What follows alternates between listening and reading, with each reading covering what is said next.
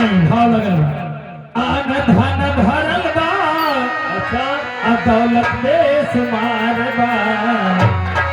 आन धन भरल बा दौलत देश मारबा हरि के भजना बिना जिंदगी बेकार बा हरि के भजन बिना जिंदगी बेकार बा हरि के भजन बिना जिंदगी बेकार बा हे अन धन भरल बा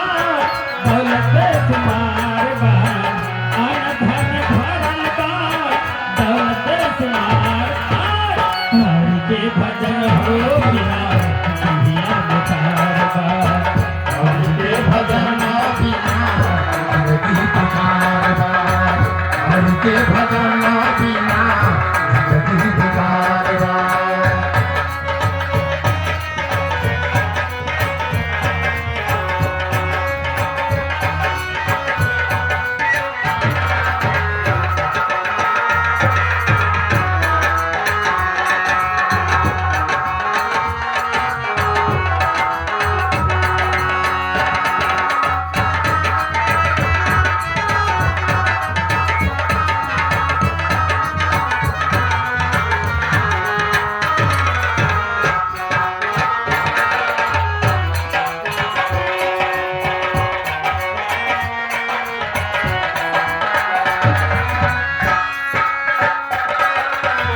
बीच बिना गाला के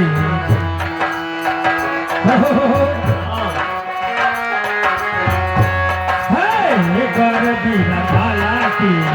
बीच बिना गाला के गर बिना गाला के बिना गाला के गर बिना गाला के बीच बिना गाला के गर बिना गाला के बिना गाला मानव का शरीर बोले के बाद भगवान संत लोग कहेला कि जकरे तिलक ए त्रिकुटी महल है 10वां दरवाजा जेके त्रिकुटी महल कहल जाला। सही बात जो सदगुरु कहले हुई वह पाई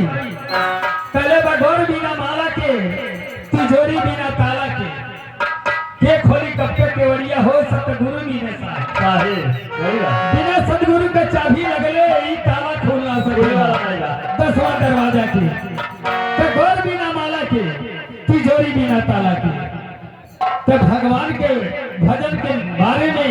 ये तुलसी के माला जरूर बताई होके चाहिए माथे पर तिलक चंदन के होके चाहिए गोर बिना माला के तिजोरी बिना ताला के गोर बिना माला के तिजोरी बिना ताला के गीत बिना गाला के गीत बिना गाला के